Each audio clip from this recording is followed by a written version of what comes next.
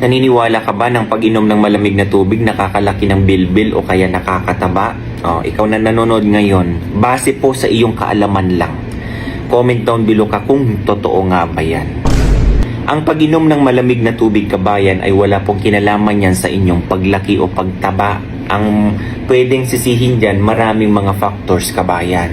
Kung ano yung pinapares nyo sa pag-inom ng malamig na tubig. Kung ikaw, sobra sa pag-take ng matamis, sobra sa pag-take ng taba, at wala kang physical activities, kabayan, lagi kang nakasedentary, yan ang pwedeng sisihin at hindi po yung pag-inom mo ng tubig. Hindi po totoo, kabayan, ha? Kasi wala po itong calories. Malamig man yan o mainit, kabayan, na tubig, mas nakakatulong pa nga yan sa ating sistema o sirkulasyon ng ating buong katawan, kabayan. Alam mo naman natin, ang ating katawan, mataas ang porsyento sa pangangailangan ng tubig. Napakalaki po ng tulong ng tubig sa katawan natin. Hindi, sir. May nag-PM sa akin, ha? Nakakataba po talaga ang pag-inom ng malamig na tubig. Dahil sa akin, nangyari po yan. Pinipilit na nag-message. Kaya na-brought out ko tong content na ito.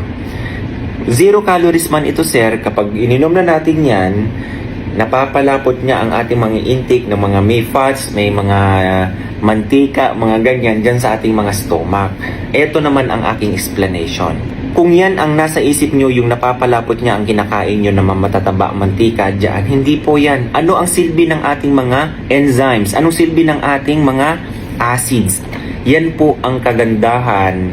Kaya nga balanse dapat lahat yan para magampanan ang tama, kasi yan ang problema sa hindi balanse ang pag-absorb ng mga nutrients dyan sa stomach mo. Kaya ka tumataba. So, ang problema, digestion at absorption. Hindi maganda ang gut mo, kabayan, or yung GIT mo.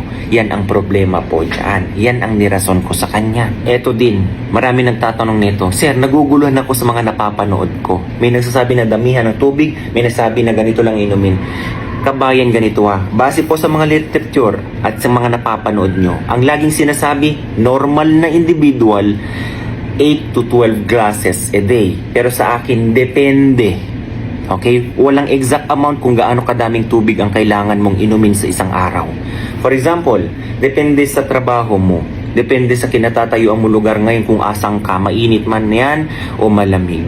Kung ikaw ba ay laging pinagpapawisan. Kabayan, depende po For example, nandito ako sa mainit na lugar, 8 to 12 glasses lang ang kailangan isang araw.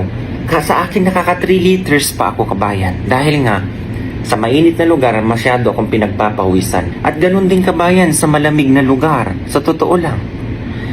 Pag nasa malamig ka, hindi ka man pinagpapawisan, pero ihi ka naman ng ihi. Tendency niya, syempre, nagbabawas ka ng fluid dyan sa katawan mo, nire-replace ko dapat yan ng tubig. Kaya sinasabi ko, depende. Kung normal individual na nakasulat sa literature, 8 to 12 glasses. Sa mga mayroong mga nararamdaman, kabayan, ito nga'y lagi kong sinasabi sa aking vlog, huwag nyo nang antayin na kahit pati tubig na walang calorie, kabayan, ay ipinagbabawal o pinaglilimit na sa inyo ang pag-iintake. Lalo na kung may problema ka sa puso o may problema sa bato. Hindi po ba? Sa lahat po ng mga nagda-dialysis dyan, di ba? Nililimit na sa inyo ang pag-inom ng mga fluid. 2 or 3 glass a day na lang, yung mga ganon. Kaya hanggat wala ka pang nararamdaman, kabayan, dyan, for example, sa sakit ng puso, sakit na bato, ganyan-ganyan. Ayan sanayin mo ang sarili mo sa pag-inom ng mga bagay na biyaya ng Diyos na hindi nakakadulot ng sakit sa inyo at hindi yung mga nabibili dyan sa mga merkado. Okay? Yan ang punteriya ko dito. Huwag mong antayin na sabihan ka ng doktor, limitahan mo ang pag-inom mo ng fluid. Kahit ano, pati tubig. Okay? So, yun lang, kabayan, ha? So, ang point dito, pinaka-main is, hindi po at wala pong katotohanan na ang pag-inom ng malamig na tubig nakakataba po. Ha? Tis tayo.